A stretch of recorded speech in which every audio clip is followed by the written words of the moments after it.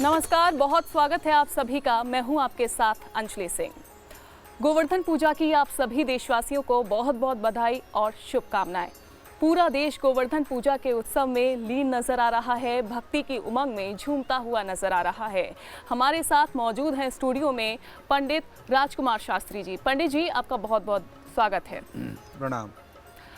सबसे पहले हम बात करते हैं, चूंकि गोवर्धन पूजा है और गोवर्धन पूजा के मौके पर क्या महत्व गोवर्धन पूजा का है, पंडित जी सबसे पहले तो ये बताइए हमारे दर्शकों को। अंजलि जी, गोवर्धन पूजा यह भगवान श्री कृष्ण की साक्षात पूजा है। आपको आश्चर्य होगा, प्राचीन समय में इससे पहले गोवर्धन पूजा नहीं होती थी। गोवर्धन पूजा की जगह भगवान देवराज इंद्र का पूजन किया जाता था जी।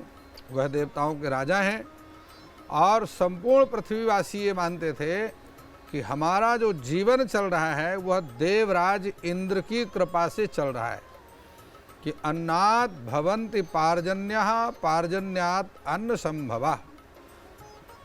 देवराज इंद्र पानी की वर्षा करते हैं और उस पानी की वर्षा से घास और कृषि उत्पन्न होती है, उससे हमारा जीवन चलता है, हमारे पशुओं का जीवन चलता है। लेकिन उस समय आश्चर्य हुआ जब द्वापर युग में भगवान श्री कृष्ण का जन्म हुआ। और यह उस समय की बात है जब भगवान श्री कृष्ण केवल 7 वर्ष के थे। यह भगवान कृष्ण की बाल लीला है और भगवान ने अनेकों बाल लीलाएं की। पूतना उद्धार किया, शकट भंजन किया, तृणाव्रत का उद्धार किया, अघासुर का उद्धार किया, बकासुर का उद्धार किया। इसी के क्रम में ये भगवान की गोवर्धन पूजा आरंभ हुई। एक दिन की बात है, प्रातःकाल भगवान श्री कृष्ण जब उठे तो उन्होंने देखा कि बाहर अनेक प्रकार के पकवान बन रहे हैं और देसी घी की सुगंधित जो है सुगंध पूरे घर में फैल रही है। तो भगवान श्री कृष्ण ने जा करके मैया यशोदा से पूछा कि मैया आज का हैरो है। तो मैया ने कहा कि लाला, आज हमारे कुल के जो देवता हैं इंद्र, उनकी पूजा की तैयारी की जा रही है। भगवान श्री कृष्ण ने बाहर निकल करके नगर के बाहर नंद उपनंद इत्यादि जहाँ बैठे हुए पूजा की व्यवस्था में लगे हुए थे, वहाँ जाकर के भगवान श्री कृष्ण ने नंद बाबा से पूछा और कहा कि बाबा, हम देवराज इंद्र की पूजा करते हैं, जबकि हमें घास और हमारी गौएं जो है घास पत्ते इत्यादि गोवर्धन में जाकर के ग्रहण करती हैं, इसलिए हमें इंद्र की पूजा नहीं गोवर्धन की पूजा करनी चाहिए, क्योंकि उन गौओं के दूध को के द्वारा हमारे पूरे परिवार का कुल का पालन होता है। प्रायः भगवान श्री कृष्ण ने 7 वर्ष से पहले इतनी अपनी लीलाएं कर दी थी कि सभी लोग कृष्ण की बात पर भरोसा करते थे। और भगवान श्री कृष्ण उन दिनों में वृंदावन में निवास कर रहे थे। भगवान कृष्ण, बलदाऊ, नंद, उपनंद इत्यादि सभी।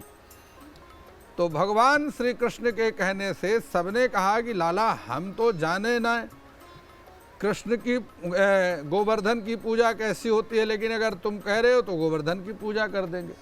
इंद्र की पूजा बंद कर दी गई उस दिन और सभी अपने अपने पकवान अपने छकड़ों में ले करके गोवर्धन की पूजा के लिए चल पड़े। भगवान श्री कृष्ण एक रूप में ग्वाल वालों के साथ गोवर्धन की पूजा कर रहे हैं और दूसरे स्वरूप को धारण करके स्वयं गोवर्धन के ऊपर बैठ करके दी गई पूजा को ग्रहण कर रहे थे। तो ग्वाल वालों ने कहा, लाला, हमें तो ऐसो लग रहा है कि पूजा जो ग्रहण कर रहे हो गोवर्धन, वो भी तुम्हारे जैसा ही मिलता जुलता रूप रंग है। भगवान श्री कृष्ण, क्योंकि हरि व्यापक सर्वत्र समाना, प्रेम से प्रकट हो ही मैं जाना, ऐसा गोस्वामी जी ने लिखा है। ये यथा माम प्रपद्यन्ते तांस तथैव भजाम्या। मुझे जो जिस भाव से मेरा भजन करता है, मुझे स्मरण करता है, भगवान कहते हैं कि मैं भी उसको उसी रूप में याद करता हूँ, स्मरण करता हूँ। इसलिए भगवान श्री कृष्ण ने कहा कि जाकी रही भावना जैसी, प्रभु मूर्ति देखी तिन तैसी। जिसका जैसा भाव था उसी रूप में भगवान का दर्शन हुआ और सभी ने मिलकर के भगवान गोवर्धन जी का पूजन किया, क्योंकि यमुना जी से जल लेकर के गोवर्धन की दूरी 7 किलोमीटर है, 7 कोस की है। 7 कोस की दूरी इतना जल लेकर कैसे जाते, इसलिए भगवान ने स्वयं मानसी गंगा को उत्पन्न किया और मानसी गंगा को उत्पन्न करके वहाँ पर भगवान श्री कृष्ण ने गोवर्धन जी का पूजन किया। 56 प्रकार के भोग गोवर्धन जी को लगे और इन 56 प्रकार के भोग लगते ही जा करके जब इंद्र के अनुचरों ने देवराज इंद्र से बताया कि देवराज अब आपकी पूजा पृथ्वी में बंद कर दी गई। इंद्र ने पूछा फिर मेरी पूजा बंद करके किसकी की गई? तो दूतों ने बताया कि आपकी जगह अब गोवर्धन की पूजा की गई। इससे देवराज इंद्र अत्यंत क्रोधित हो गए और अपने संवर्तक इत्यादि मेघों को बुला करके कहा कि मूसलाधार वर्षा करके समस्त ब्रज 84 कोस को पानी से समाप्त कर दो, पानी में डुबो दो। मूसलाधार वर्षा हुई। उसी समय भगवान श्री कृष्ण की शरण में सभी यदुवंशी जाते हैं और वो एक ही बात कहते हैं कि गोपाल सवरिया मेरे, मेरा कोई न सहारा बिन तेरे। नंदलाल सवरिया मेरे, मेरा कोई न सहारा बिन तेरे। हे गोपाल सवरिया मेरे, नंदलाल सवरिया मेरे, मेरा कोई न सहारा बिन तेरे। सभी यदुवंशी एक ही स्वर में, और जब इतना पानी मेघ बरसे, गौशाला में जल भर गया, घर के अंदर जल भरने लग गया, गलियों में जल भर गया, यमुना में बाढ़ आ गई, कहीं कोई बचने का रास्ता नहीं था, तो सभी ने मिलकर के भगवान श्री कृष्ण की शरण ली और ग्वाल वालों ने कहा कि हमें कृष्ण और बलराम पर पूरा भरोसा है, वह हमारी रक्षा अवश्य करेंगे।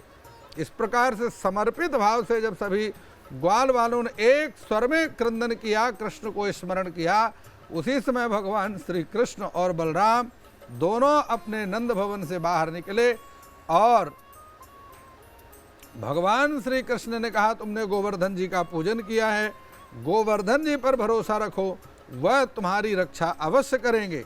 और भगवान श्री कृष्ण ने उसी समय क्षण मात्र में ही इतने विशाल काय गोवर्धन को उठा लिया और सभी ग्वाल वालों से कहा कि आप सभी इस गोवर्धन के नीचे आ जाएं, अपने गौधन इत्यादि धन को लेकर के, और सभी ग्वाल वाले उस गोवर्धन के नीचे चले जाते हैं। 7 दिन तक भगवान श्री कृष्ण ने गोवर्धन को धारण करके रखा, सभी ग्वाल वालों की भगवान ने रक्षा की। तो इस प्रकार से भगवान गोवर्धन जी की पूजा से, भगवान गोवर्धन जी की कृपा से सभी ग्वाल वालों की रक्षा हुई, गौधन की रक्षा हुई, यदुवंश की, यदुकुल की रक्षा हुई और सभी यदुवंशियों की रक्षा हुई। तो भगवान उसी दिन से गोवर्धन का पूजन आरंभ हुआ। देखिए, सबसे पहले यह पूजा ब्रज 84 कोस में हुई, लेकिन आज के समय पूरे विश्व में, पूरे भारतवर्ष में ही नहीं अपितु तो भारतवर्ष के बाहर भी गोवर्धन जी का पूजन हो रहा है। जहाँ भी सनातन धर्मी हैं, जहाँ वैष्णव लोग निवास करते हैं, निम्बार्क लोग निवास करते हैं, भक्ति भाव के साथ में भगवान गोवर्धन जी का पूजन करते हैं और अपनी मनोकामनाओं को सिद्ध करते हैं। भगवान गोवर्धन स्वयं कृष्ण का स्वरूप बन करके कृष्ण के स्वरूप में अपने भक्तों की मनोकामनाओं को पूर्ण करते हैं। तो बाल गोपाल की नटखट लीलाओं की कहानी हम सब ने सुनी है और पंडित जी ने भी बहुत बखूबी से बताया कि बाल गोपाल अपने बचपन में किस तरीके से अपनी नटखट लीलाओं से सबका मन मोह लिया करते थे। पंडित जी, इस कहानी तो आपने बता दी, महत्व आपने बता दिया। अब हम शुभ मुहूर्त की बात कर लेते हैं। गोवर्धन पूजा किस मुहूर्त में करनी चाहिए और क्या मुहूर्त शुभ रहेगा? जी, देखिए, भगवान गोवर्धन जी का पूजन 2 काल में किया जाता है। प्रातः काल किया जाता है और सायंकाल में किया जाता है। प्रातः काल का जो मुहूर्त है 6 बजे से आरंभ है और 2 घंटा 11 मिनट का मुहूर्त है। इस 2 घंटा 11 मिनट अर्थात 6 बजे से लेकर के 8 बज करके 11 मिनट तक प्रातः काल का मुहूर्त है। तदुपरांत सायंकाल का मुहूर्त है और वह सायंकाल का जो मुहूर्त है वह 3 बजे से आरंभ है और 3 बजे से लेकर के 6 बजे गोधूली तक का समय है। इस काल में यदि आप गोवर्धन जी का पूजन करते हैं यह विशेष शुभ है।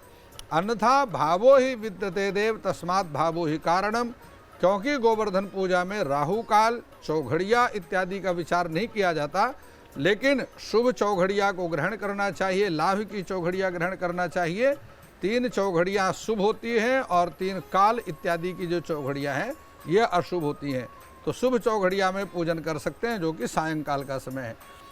अन्यथा भगवान गोवर्धन जी का पूजन, क्योंकि तदेव लग्नम सुदिनम तदेव तारावलम चंद्रबलम तदैव विद्याबलम दैवबलम तदैव लक्ष्मीपते ते नृगम स्मरामि।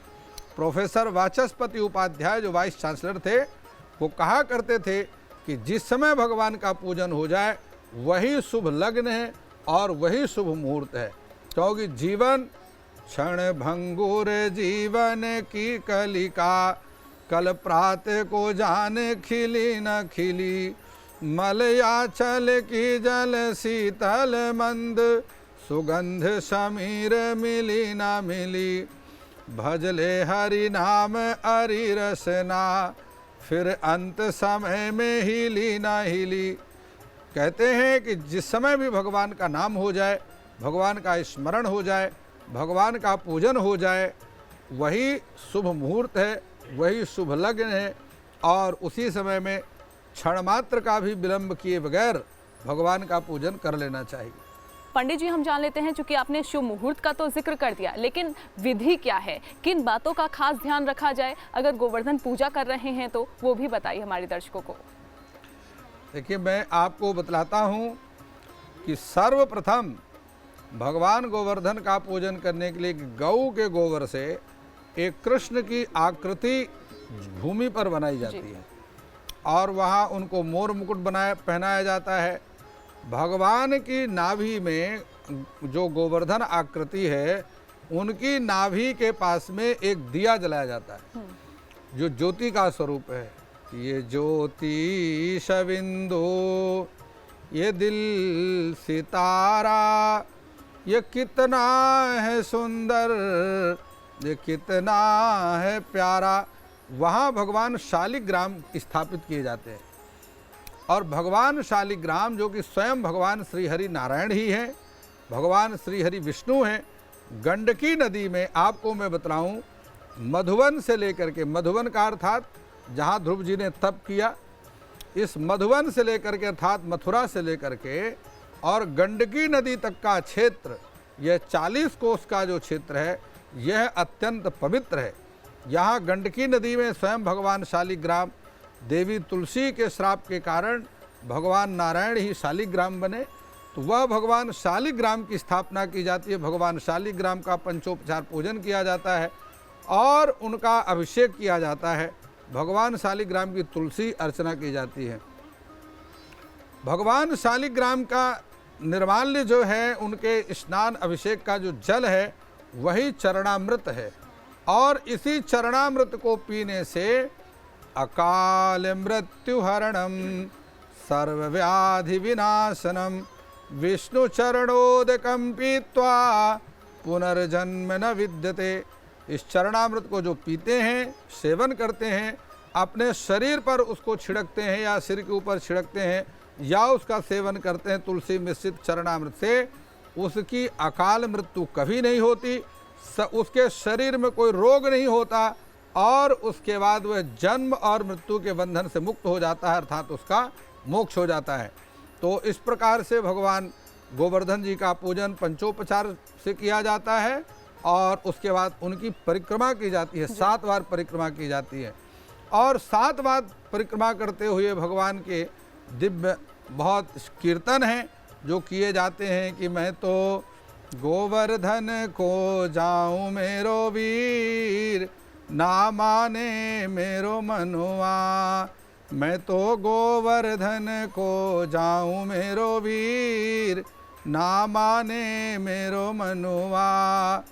7 कोस की करूं परिक्रमा, 7 कोस की करूं परिक्रमा और मानसी गंगा नहाऊं मेरो वीर, ना माने मेरो मनवा। मैं तो गोवर्धन को जाऊं मेरो वीर, ना माने मेरो मनवा। 7 शेर की कढ़ी बनाऊं, 7 शेर की कढ़ी बनाऊं और ब्राह्मण भोज कराऊं मेरो वीर, ना माने मेरो मनवा। मैं तो गोवर्धन को जाऊं मेरो वीर, ना माने मेरो मनवा। इस प्रकार से कीर्तन करते हुए, राधा कुंड स्नान करते हुए भगवान गोवर्धन जी की 7 बार परिक्रमा की जाती है। ऐसा करने से 7 जन्म कृतम पापम, 7 जन्म के किए गए पाप तुरंत नष्ट हो जाते हैं। ये भगवान गोवर्धन जी की पूजा विधि है और इस प्रकार से संपूर्ण विधि का अनुसरण करने से गोवर्धन जी का आशीर्वाद साधकों को प्राप्त होता है। तो पंडित जी ने विधि आपको बता दी, लेकिन पंडित जी आपने जिक्र किया कि गोवर्धन पूजा अगर की जाती है तो उसमें गोबर का इस्तेमाल किया जाता है, ज़मीन पर आकृति बनाई जाती है। क्या इसके पीछे कोई महत्व है, कोई कथा है या फिर क्यों बनाई जाती है, क्यों ही गोबर का इस्तेमाल किया जाता है? देखिए, शास्त्रों में पूजा के लिए गऊ के गोबर का क्योंकि ये संपूर्ण पृथ्वी चिता भूमि है जी, और वह चिता भूमि तब तक शुद्ध नहीं, पूजा के योग्य नहीं होती जब तक वहाँ गंगा जल अथवा गऊ के गोबर का लेप ना किया जाए। गऊ के गोबर का लेप करने से भूमि शुद्ध होती है और शुद्ध भूमि में ही ईश्वर की आराधना पूजा की जाती है। तो इसलिए वहाँ पर अब चूँकि गंगा जल है तो गंगा जल स्थिर रह नहीं सकता, वह ज़मीन में प्रविष्ट कर जाता है, इसलिए गऊ के गोबर का पूजन किया जाता है।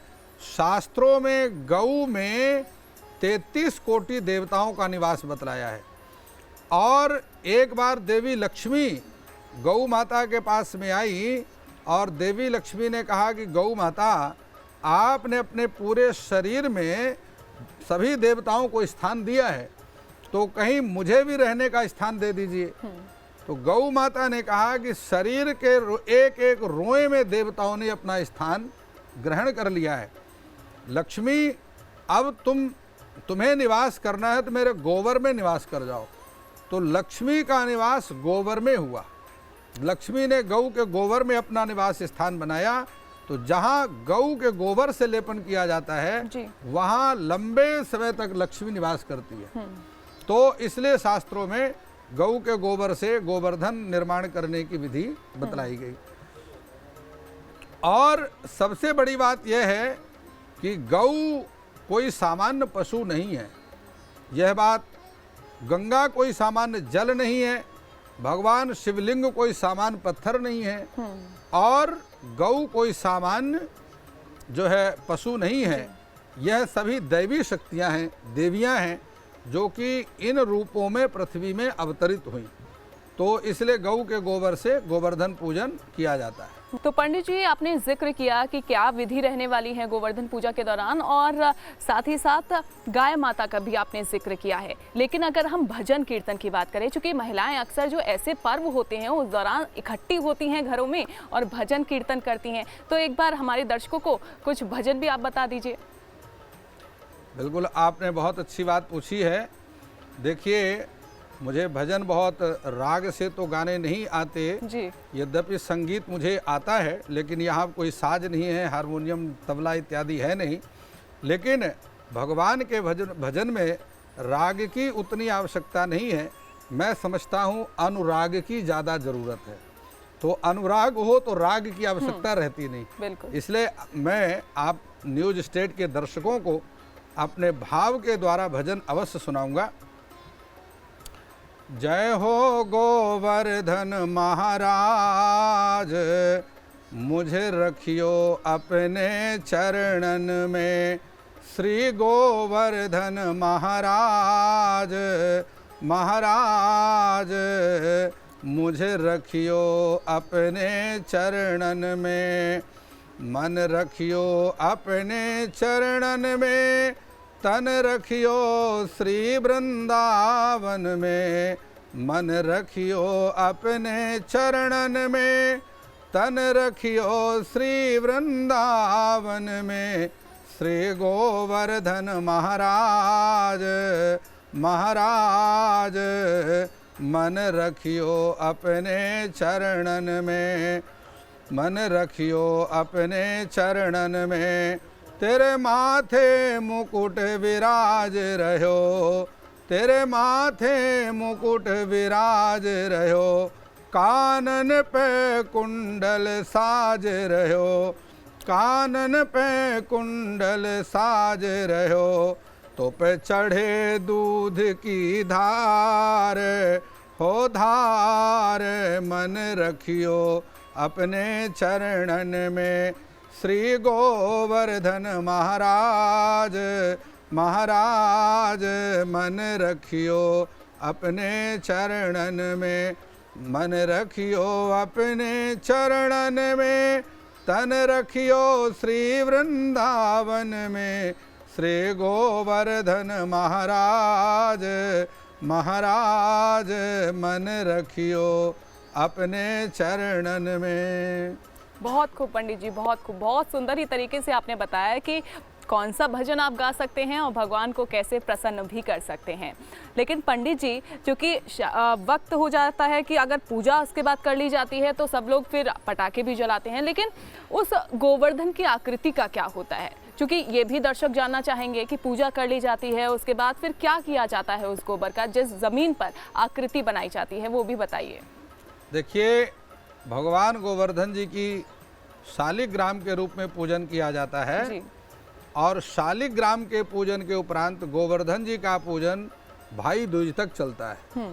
भाई दूज के बाद वहाँ के गोबर को उठा करके और जो वहाँ पर पेड़ पौधे इत्यादि होते हैं वहाँ उनका विसर्जन कर दिया जाता है और वह खाद के रूप में उन वृक्षों में ही प्रविष्ट हो जाता है और उन वृक्षों में के रस के रूप में वह परिवर्तित होकर के फल के रूप में प्रत्येक प्राणी को प्राप्त होता है। इसलिए फलदार वृक्षों में उस गोवर्धन की जो खाद है, गोबर है, उसको विसर्जित कर दिया जाता है, जिसमें रस के रूप में वृक्ष उसको शोषित कर लेते हैं। बिल्कुल बिल्कुल। तो पंडित जी ने बहुत ही सुंदर तरीके से आपको पूरा विधि बता दिया कि किस तरीके से आप गोवर्धन पूजा कर सकते हैं और भगवान को कैसे प्रसन्न कर सकते हैं। और साथ ही पंडित जी ने बहुत ही सुंदर भजन भी गाया। उस भजन को गाकर भी आप गोवर्धन पूजा मना सकते हैं, अपने घरों में ये उत्सव मना सकते हैं। आप सभी देशवासियों को एक बार फिर से गोवर्धन पूजा की बहुत बहुत बधाई। पंडित जी, आपका भी बहुत बहुत धन्यवाद। प्रणाम।